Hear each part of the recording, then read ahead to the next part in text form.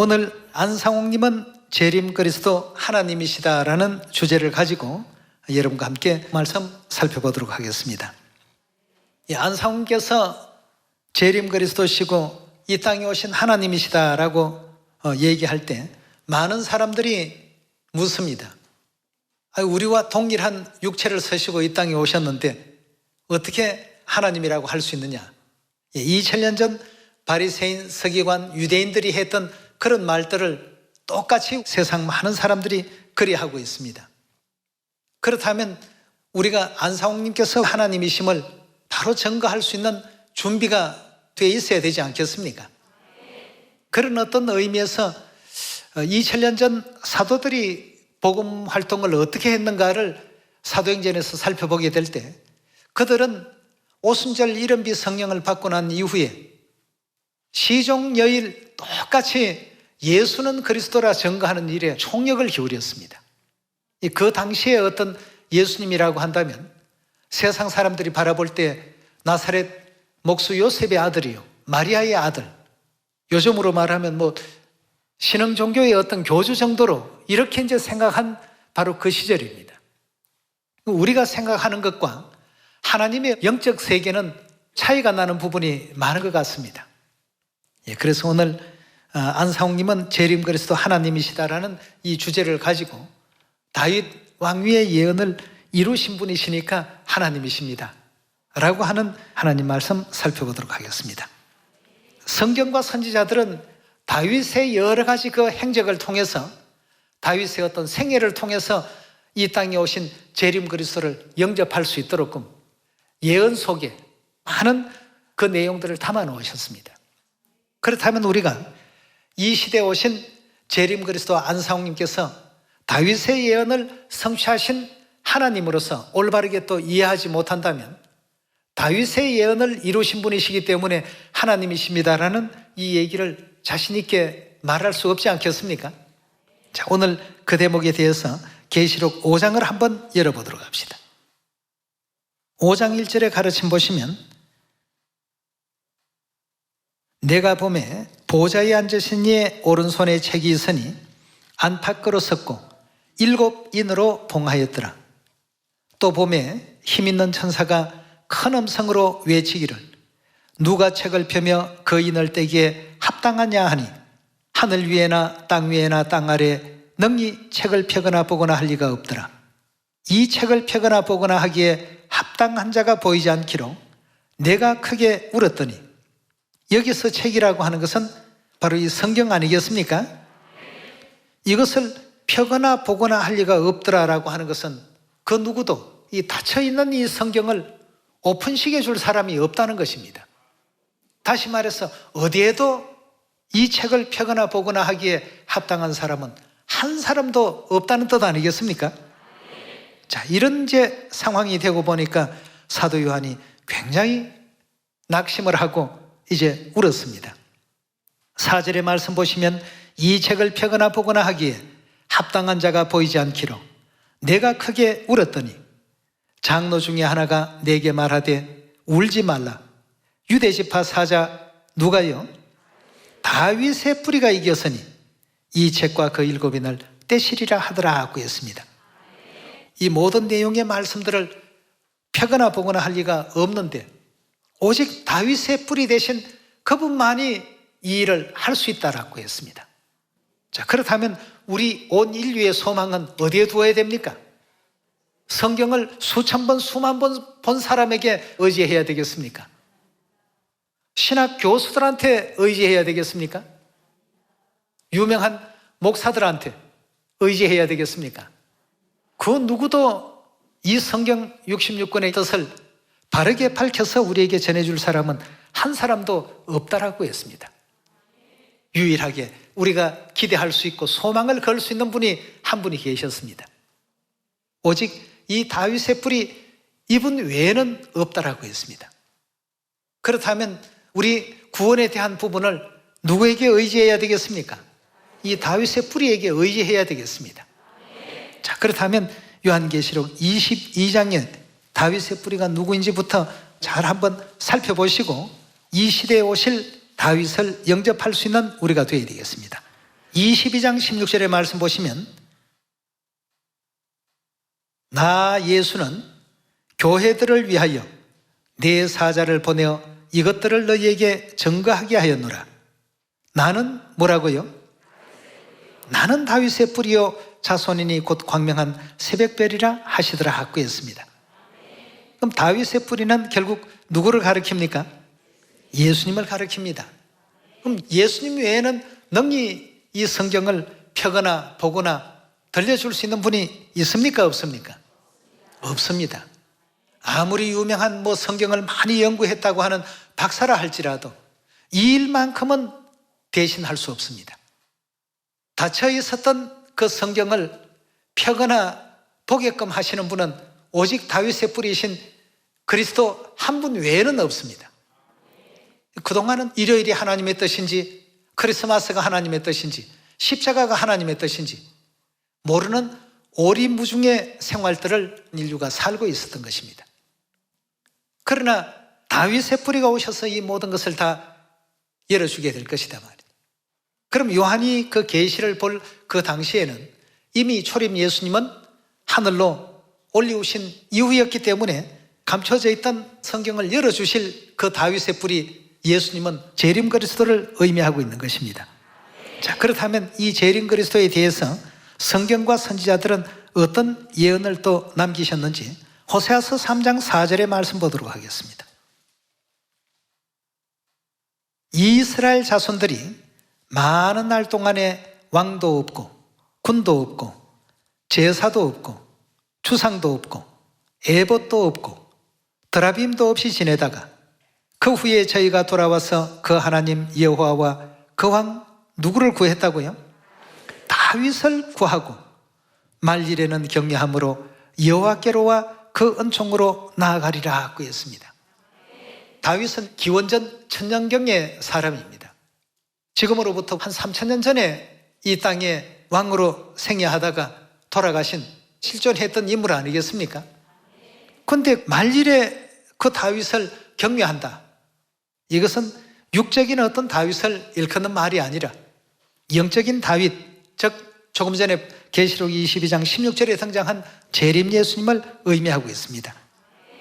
말일에는 그 재림 예수님을 경외함으로 여호와께로 와서 그 은총 가운데 나아갈 것이다 하고 했습니다.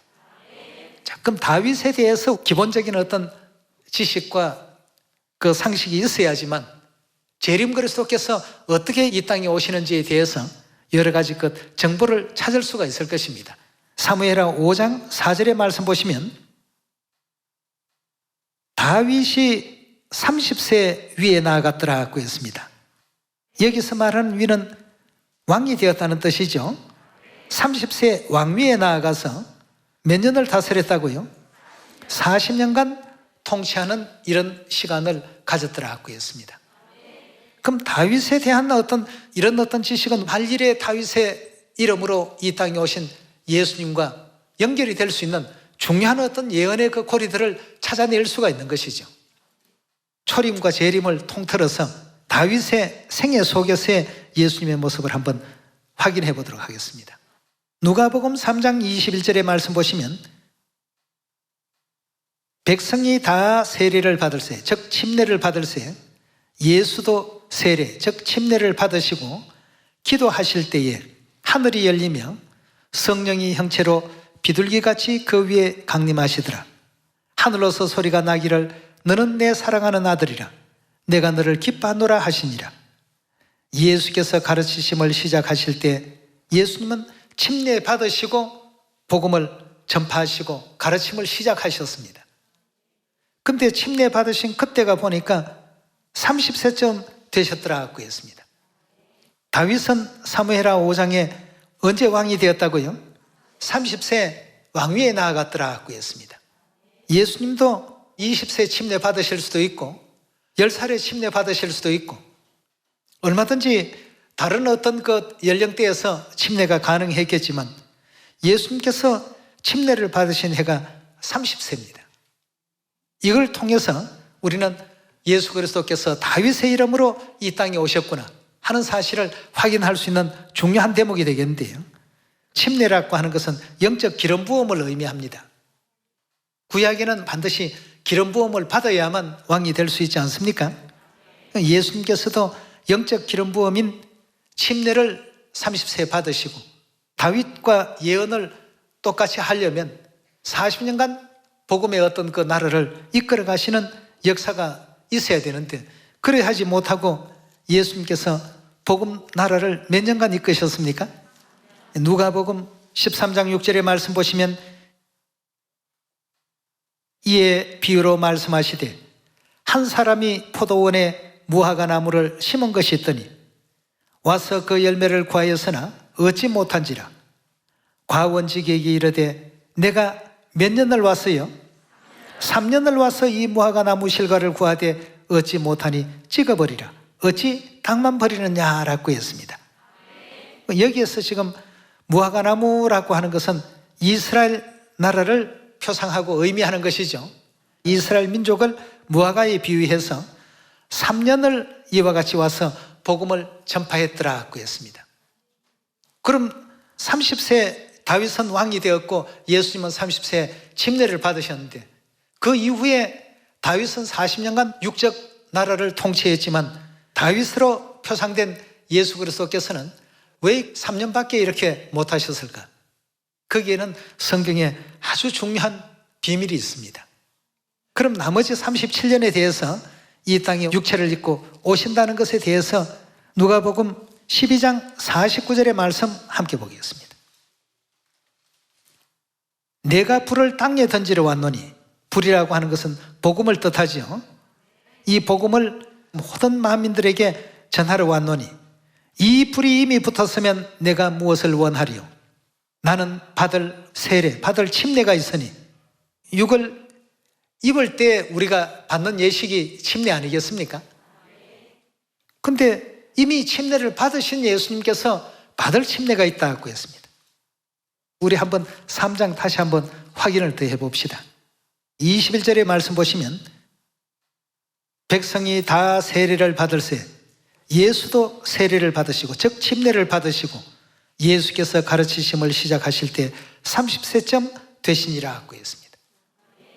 예수님께서 침례 받으시고 30세 복음 사역을 시작하시는 어떤 대목을 누가복음 3장에서 보여주시고, 누가복음 12장 49절로 다시 돌아옵니다.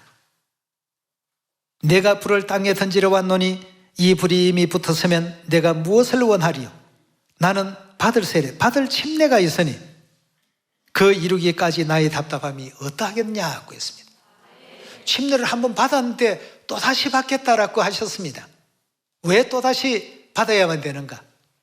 40년이라는 다윗 왕의 예언이 있는데 초림 때 3년밖에 못하셨기 때문에 남은 37년을 이루셔야 되기 때문에 그 일을 이루시려면 어떻게 해야 되죠? 육체로 이 땅에 오셔서 또다시 침례를 받으시고 남은 37년의 복음 나라를 이끄셔야만 다윗의 예언에 부합될 수 있는 것 아니겠습니까? 하나님의 모든 예정하신 그 구원의 어떤 섭리 속에는 재림이라는 이 기간이 한 번 더 필요했던 것입니다. 그래서 예수님께서 다시 이 땅에 오시는 그 기간을 성경에서 예언해 놓으셨습니다.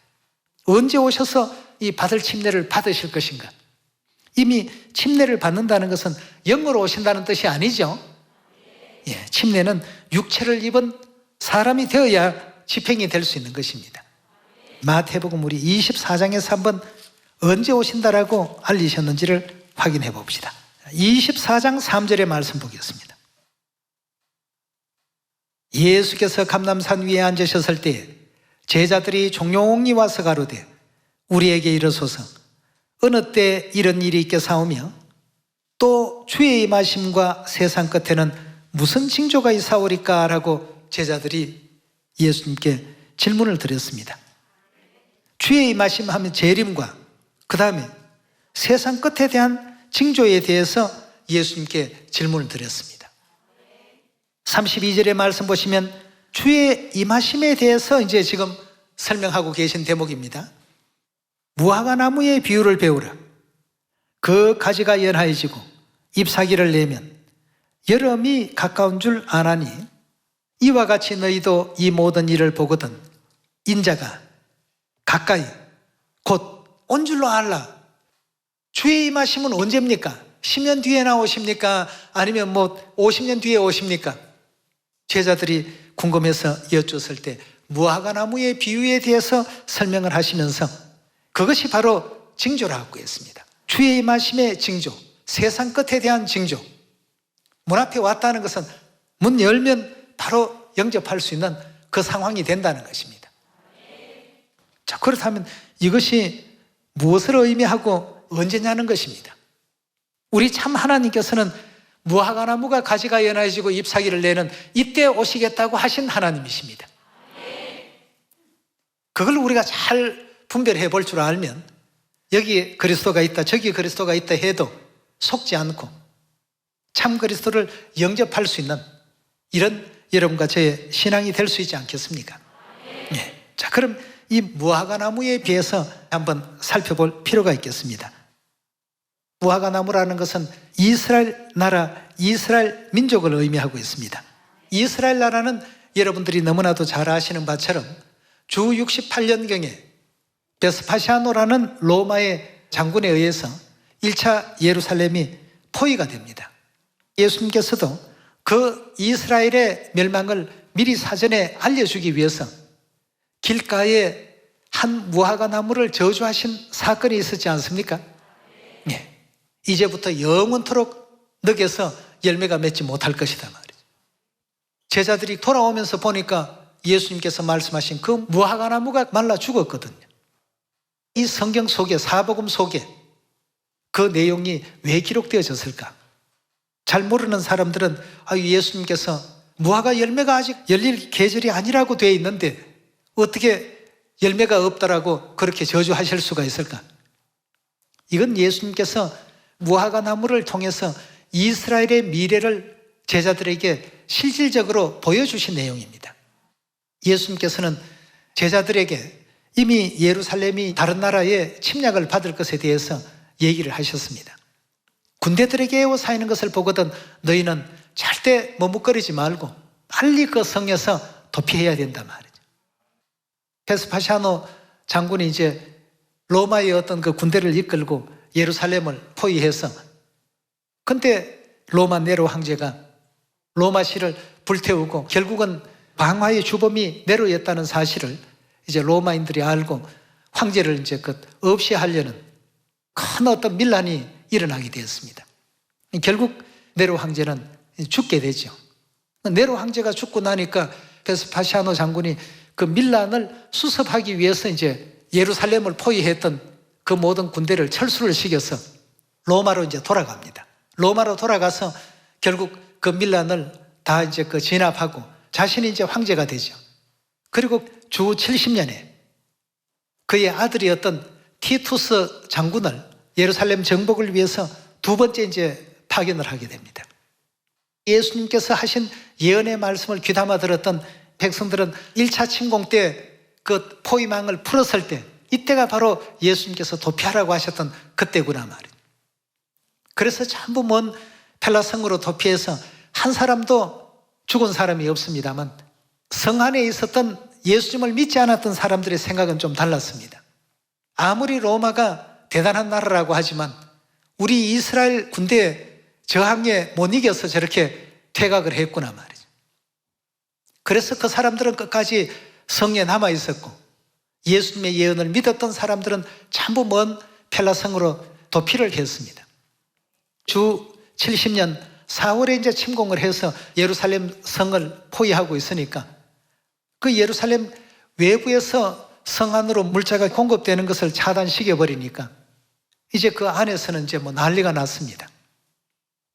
결국 그렇게 해서 110만 명이 죽임을 당하고 9만 7천 명 정도가 이제 포로로 잡혀가는 이런 어떤 내용으로 역사 속으로 사라지게 됩니다. 이것을 예수님께서 무화과 나무를 통해서 예언해 놓으셨거든요. 말라 죽어버린 그 무화과 나무에 어떤 변화가 일어나는 것을 보면 인자가 올 때가 되었다는 것으로 알라고. 메말라 버렸던 무화과 나무라는 것은 주권을 빼앗기고 나라 잃어버리는 어떤 이스라엘에 대해서 그렇게 표현을 하셨고, 또 잃어버렸던 주권을 다시 회복해서 소성하는 어떤 이스라엘의 그 형태를 무화과 나무가 가지가 연해지고 잎사귀를 내는 것을 보면 인자가 가까이 온 줄로 알라. 이스라엘 나라의 그 역사는 여러분도 다 잘 아시는 역사입니다. 주 70년의 나라를 잃어버리고 주권을 빼앗겨버리고 1900년 가까운 세월 동안에 나라 없는 유랑민족으로 전 세계 떠돌이 생활을 했습니다. 특히나 2차 세계대전 때에는 독일 나치군에 의해서 600만 명이나 되는 유대인들이 학살당했다는 그 역사는 모두가 또 아는 어떤 사실 아니겠습니까? 그랬던 나라와 주권이 1948년 5월 14일 회복이 됐습니다.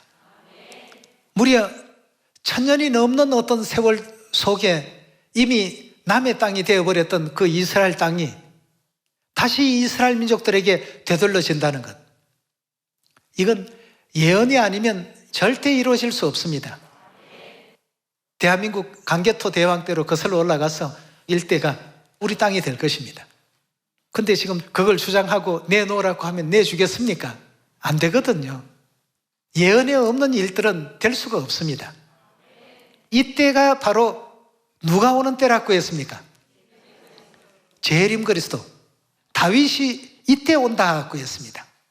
그럼 이스라엘 나라가 빼앗겼던 주권을 다시 회복한 그때 침례를 받으시고 복음의 문을 여시는 때가 되어야 되겠습니다.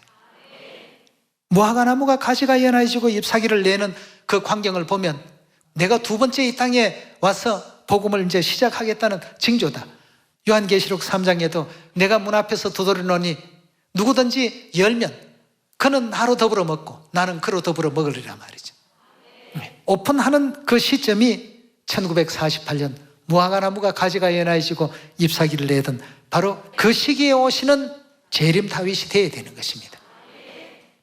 아무나 그냥 다윗 흉내를 내고 다윗 행세를 한다고 되는 게 아닙니다. 다윗에게는 다윗만이 갖고 있는 정표가 있지 않습니까?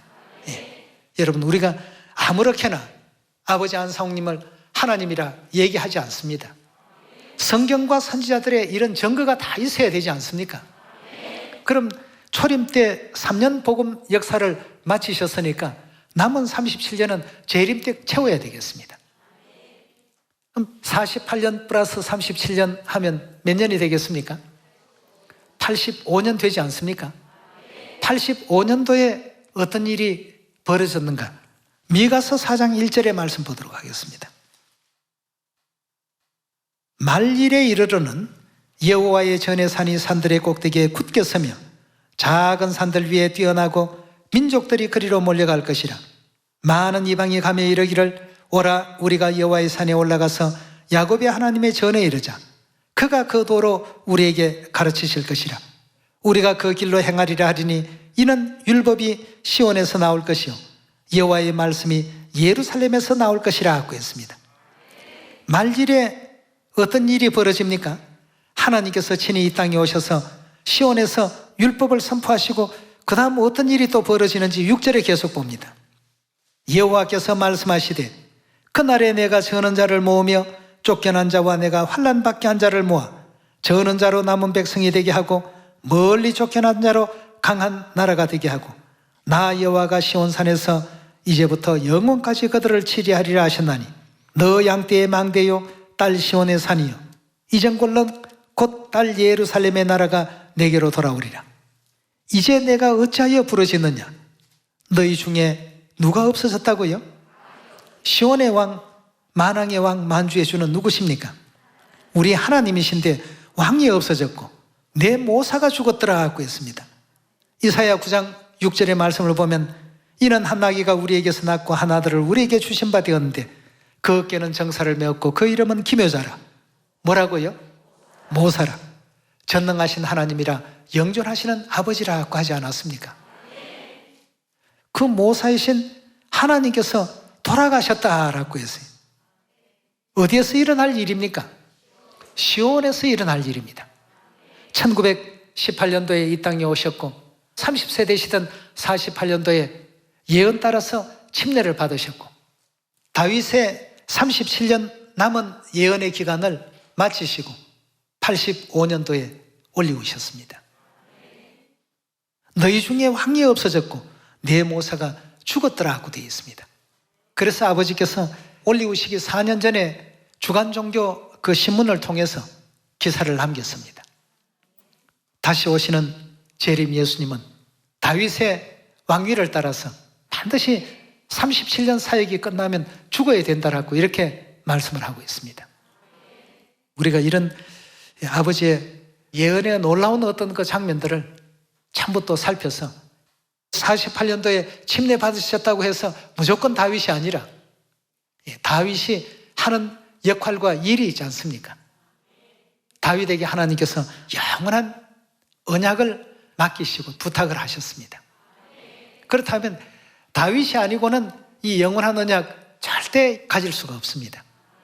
이 영원한 언약은 여러분도 저도 너무나도 잘 알고 있는 새 언약 아니겠습니까? 그렇다면 초림의 3년 새 언약의 복음 나라를 이끌어 오셨다면 37년도 새 언약의 법을 가지고 복음 나라를 이끌어 오셔야 되겠습니다. 1948년부터 1985년까지 37년 복음의 역사를 온전히 이루시고 올리우신 분 오직 그리스도 안상홍님 외에는 없습니다. 이 땅 위에 새 언약을 누가 선포했고 새 언약을 누가 가지고 왔습니까? 누구에 의해서 오늘날 모든 만민들에게 새 언약의 안식일이 열리게 되었고 새 언약의 유월절이 열리게 되었고 새 언약의 3차 7계절기가 열리게 되었습니까? 오직 우리 그리스도 하늘아버지 안상홍님이십니다. 네. 자, 그렇다면 오늘날 이 새 언약의 진리가 없는 그런 곳에서 수많은 거짓 그리스도들과 거짓 선지자들이 일어나서 내가 바로 성경에 예언된 그로라 수십 번 수백 번 얘기한다 해서 재림 예수님이 절대 될 수가 없습니다. 그들이 재림 그리스도가 아니기 때문에 아직도 유월절 안 지키죠. 안식일 안 지킵니다. 재림 그리스도라고 하면서도 일요일 지키고 크리스마스 지키고 있습니다. 에스겔 37장에 한번 말씀을 보도록 합시다. 육적 다윗이 죽은 지 400여 년이 지난 이후에 기록된 내용이 이 에스겔 선지서입니다. 24절의 말씀 보시면 내 종 다윗이 그들의 왕이 되니 그들에게 다 한 목자가 있을 것이라. 그들이 내 규례를 준행하고 내 율례를 지켜 행한다고 했습니다. 그럼 다윗이 이끌고 있는 양떼들은 내 규례를 준행하고 내 율례를 지켜 행하더라라고 했는데 그럼 다윗이 출현하기 이전에는 그들이 하나님의 규례를 준행하고 율례를 지켰다는 뜻입니까? 다윗의 등장 이후에 비로소 하나님의 규례를 준행하고 하나님의 율례를 지키는 이 현상이 나타나기 시작한 것입니다. 이 책을 열어줄 수 있는 사람은 오직 다윗 외에는 없단 말이죠. 근데 에스겔 37장에 보니까 다윗이 오기 이전 상황이 아니라 오고 난 이후에 비로소 이런 현상이 일어날 것이라는 것이죠. 25절의 말씀 보시면 내가 내 종 야곱에게 준 땅 곧 그 열조가 거하던 땅에 그들이 거하되 그들과 그 자자손손이 영원히 거할 것이요 내 종 다윗이 영원히 그들의 왕이 되리니 내가 그들과 화평의 언약을 세워 영원한 언약이 되게 하고 또 그들을 견고하고 번성케 하며 내 성소가 그 가운데 세워서 영원에 이르게 할 것이다 고 했습니다. 그럼 결국 아버지께서 이 땅에 오셔서 하나님의 율례, 법도 새 언약의 모든 계명을 가르침 주지 아니하셨더라면 여러분도 저도 안식일, 유월절, 절기, 어머니 하나님, 아버지 하나님 제대로 알았겠습니까? 그러니까 미가서 4장에 뭐라고 했죠? 알려주신 이가 누구라고요? 말일에 하나님께서 친히 오셔서 그가 그 도로 우리에게 가르치실 것이다 말이에요. 안 가르쳤으면 이가 모릅니다. 닫혀있는 성경이 되어 있기 때문에 사도 요한처럼 모두가 울고 있었을 뿐이죠. 하늘 위에도 없고 땅 위에도 없고 땅 아래도 아무도 없는데 이 땅에 오셔서 이 진리의 길을 열어주시고 알게 하셔서 천국 돌아갈 수 있도록 새 언약의 이 복음을 온전히 또 일깨워 주셨던 우리의 그리스도 하늘아버지 안상님, 우리 대한민국이 굉장히 어려운 시절에 오셨습니다. 1차 세계대전 그 무렵에 이 땅에 탄생하셨고, 이 대한민국이라는 이 나라 자체가 일본의 압제를 받고 있었고, 그리고 또 침례 받으시고 얼마 뒤에 6.25 터져서 약 3년 동안 전란 속에 전 세계 경제로는 우리 대한민국 꼴찌였다고 합니다. 꼴찌 나라가 한 70년이 지나고 전 세계 경제 10위권 대국에 올라설 수 있다는 것, 전 세계가 지금 깜짝 놀라고 있습니다. 그 어려운 시절에 이 땅에 오셔서 어려운 교회를 이끌어 가시고, 이런 예언 속에 등장하신 분이 우리 아버지시고, 예언 따라서 올리우신 분이 우리 아버지시고, 또 올리우셔서 이 복음의 사역을 이 지상에 하늘어머님과 더불어서 이끌고 계시는 분이 우리 아버지시다는 것을 한이 자랑하고 증거합시다. 이사야 51장 7절의 말씀 보겠습니다. 의를 아는 자들아, 마음에 내 율법이 있는 백성들아, 너희는 나를 듣고 사람의 회방에 두려워하지 말라. 그리고 또 뭐라고 했죠? 사람의 비방에 놀라지 말라. 초대교회 당시에도 예수님께서 이 땅에 오셔서 죽은 자 가운데 사흘 만에 부활하시고 40일 만에 하늘로 승천하시면서 이 복음을 사마리아 땅끝까지 전파하라, 초대교회 제자들에게 분부하고 가셨습니다. 제자들은 열심히 예수는 그리스도라 증거했습니다. 그러나 주위에 있는 사람들은 그는 목수의 아들이 아니냐, 사람이 어찌 하나님이냐. 제자들이 예수님이 그리스도라는 사실을 전할 때마다, 전하는 곳곳마다 회방이 있고 비방이 뒤따랐습니다. 성령 시대를 살고 있는 우리는 어떤가? 마찬가지입니다. 성자 시대에 오셨던 그 예수님이 성령 시대에 오신 안상욱님이시니까 똑같은 어떤 상황이 벌어집니다. 그렇다면 당연히 우리에게는 회방과 비방이 늘 따라다닌다고 했습니다. 그렇지만 회방과 비방은 그들의 역할일 뿐이지, 그걸 마음에 담아서 우리의 어떤 신앙이 식어지거나 신앙이 없어지는 그런 어떤 요소가 절대 되어서는 안 된단 말이에요. 8절에 뭐라고 했습니까? 그들은 녹같이 좀에게 먹힐 것이며 그들은 양털같이 벌레에게 먹힐 것이로되 나의 의는 영원히 있겠고 나의 구원은 세세 미치리라. 여호와의 팔이여 깨소서 깨소서, 능력을 베푸소서. 옛날 예시대에 계신 것 같이 하소서. 라합을 점이시고 용을 찌르시니가 어찌 주가 아니시며 바다를 넓고 깊은 물을 말리시고 바다 깊은 곳에 길을 내어 구속 얻은 자들로 건너게 하시니가 어찌 주가 아니시니까. 여호와께 구속된 자들이 돌아와서 노래하며 시온으로 들어와서 그 머리 위에 영영한 기쁨을 쓰고 즐거움과 기쁨을 얻으리니 슬픔과 탄식이 다 어떻게 된다고 했습니까? 우리는 성경 속에 있는 예언의 인물들입니다. 그래서 아버지께서도 이 땅에 계실 때, 제가 그때 청년 시절이었죠. 아버지, 우리 청년들이 뭘 해야 하나님께서 기뻐하시겠습니까? 청년들에게 주실 신앙적인 어떤 자세가 있다면, 많은 것 중에 딱 한 가지만이라도 고르신다면 어떤 걸 원하십니까? 하니까 믿음을 가지라고 하셨습니다. 아버지께서 믿음을 가지라고 말이에요. 오늘날 이 시기에 와서 가만히 참 되돌아보니까 2000년 전에 사도들이 세상이 감당치 못할 믿음을 가졌어도 우리가 아니면 온전함을 얻을 수가 없는 믿음이라고 했습니다. 성부 시대, 성자 시대, 성령 시대를 통틀어서 최고한 믿음을 하나님께서 지금 바라고 계십니다. 그리고 그들은 그 시대의 모든 어떤 광경을 예언으로만 바라보았을 뿐 실제 일어나는 상황을 못 봤습니다. 무화과 나무가 가지가 연해지고 잎사귀를 내는 광경을 그들은 못 봤습니다만 우리는 지금 다 보고 있는 시대에 살고 있지 않습니까? 그들에게는 예루살렘을 어린 양이 안에 신부를 표상되어 있는 비유적인 어떤 내용만 보여주셨지, 우리는 어떻습니까? 오늘날 실물을 지금 보고 계시지 않습니까? 어머님의 축복도 받고 어머님의 기도도 듣고 요한이나 그 모든 과거의 그 믿음의 선진들이 얼마나 오늘의 우리를 부러워하겠습니까? 예, 오늘날 우리가 우리 자신이 누구인 줄을 너무 모르는 것 같아요. 우리는 예언되어 있는 다윗의 자손들이고 하나님의 자녀들입니다. 세상에 금이 굉장히 보물이라고 하지 않습니까? 그 다음에 이제 소금이, 그 다음에 나머지 하나가 지금이랍니다. 내일부터 내가 좀 열심히 해야지. 올해는 뭐 코로나 때문에 대충 지나갔으니까 뭐 내년부터 좀 어떻게 해봐야지.